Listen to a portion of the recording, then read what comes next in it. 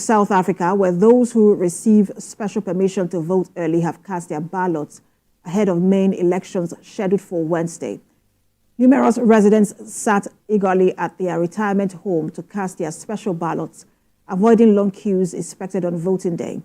Special voting process is for registered voters who are unable to travel to a voting station because of physical challenges such as disability, pregnancy, or advanced age. The Independent Electoral Commission staff also visited the elderly at their homes to assist them with exercising their right to vote and explain the process to them. South Africa's election will determine how weary the country has become of the ruling African National Congress Party, which has been in power since the end of the apartheid system of white minority rule 30 years ago. The main election day is Wednesday, with residents of South Africa expected to vote in all 9 provinces. I am being joined by senior political correspondent, TVC News, Ayodele Ozubakun, to discuss the election in South Africa. Good to have you join us, Ayo. I know you were in South Africa. Election is barely a few hours away, but we know that some people are already voting. What more can you tell us about that, and what can we expect? Yes, Precious. We just have 1.6 million of the 27 million people that are meant to vote participate in the exercise in the last 48 hours. And it's still ongoing. The good thing about the election here is from 9 a.m. to 9 p.m. There's no rush about it. At their convenience, we just left a polling station now, a polling unit now, where essential workers will be given the privilege of voting, that are going to be busy tomorrow. We're given the privilege of voting and exercising their franchise. It's something that is actually new to me. Since 1999, since I've been covering election in Nigeria, I've not had the opportunity of voting because I'm on duty, going from one place to the other. So it's something that is novel to me, that for the first time, they are giving opportunities to people in the hospital, they're giving opportunity to patients, they're giving opportunity to even prisoners, they're giving opportunity to electoral workers and people that will be on essential duty to actually exercise their franchise. Those people, they've indicated ahead of today and diaspora voting, and in total, there are 1.6 million. I have the vice chairman of the House Committee, Senate Committee on the Independent National Electoral Committee, Senator Yaradua, representing the Katsina Central Senatorial District with me, and we are both monitoring this exercise. Nice to have you on, Senator. Thank you. What we've seen in the last 24 hours or 48 hours, how would you describe it? Well, I think that, like you said, Ayo, luckily I'm sponsoring a bill on the early voting in Nigeria, which has scaled the first reading. And this has been, of course, a concern in Nigeria, both those that are on essential duty during elections, and there has been conversation around Nigerians in diaspora.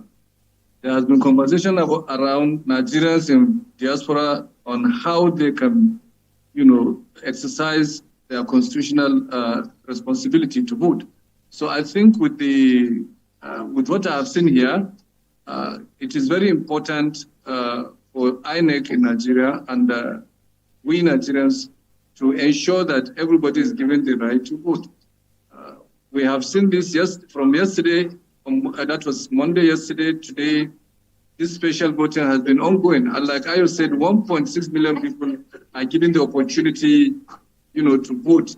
And tomorrow we'll be busy with the general elections. So I think it's something that we can take home in Nigeria to see how those on essential duty can be given that opportunity, before the elections to be able to vote. And I think INEC can make some, special arrangement for them before the elections, so that, like Ayo has just said, since 1999, he has not been able to vote. And it is not good for the country. So I think this is very good. And one other thing I observed here when we came during the seminars that we attended is the issue of the political parties. They have almost about 600 political parties, but over half or more than half of them are inactive. And we were able to ask the INEC commissioners who briefed us that why then do you keep them? Because I know in Nigeria we're trying to ensure that we reduce the number of parties who are not actually active and who are always not on the ballot. So they said, well, in their own case in South Africa, you can just be a dormant party, and even if you don't participate, but they have certain conditions that you have to fulfill every year, which if you don't, then they deregister you. So I think it's something similar to us, except that in their own case, if you can fulfill certain conditions by, ensuring that you turn in your finances, both private and what you have been given, then they will allow you to continue to exist as a political party. Otherwise, they deregister you. We see a level of flexibility in the exercise today. It's not as difficult. Students were going to school. We saw schools used. Exactly. Workers were actually working, and there was no tension in the atmosphere. And they were like having fun. It was so relaxed. Yeah, exactly. And one other thing we were even made to understand is that the South African police force are also being used for election duties, except that they are not in uniform. So not only that, you can see, it means that we don't have to, continue to do elections and shut down the whole country. As we have seen here, election is ongoing yesterday, today, and tomorrow, Wednesday, and everybody is going about his business. So I think we need to learn from them to see how we can conduct our elections in such a way and manner, that people can go back to work. If you are working in Abuja and your voting point or your polling unit is in Katsina, for example, to Abuja and be able to vote. All right, Ayo. Interesting conversation there about the dynamics of the South African election and just, the difference between their election and ours. I'm sure that there's a lot to learn there. Thank you so much for that conversation. Senior political correspondent Ayo Zugbako live for us there in South Africa, where election will be holding tomorrow.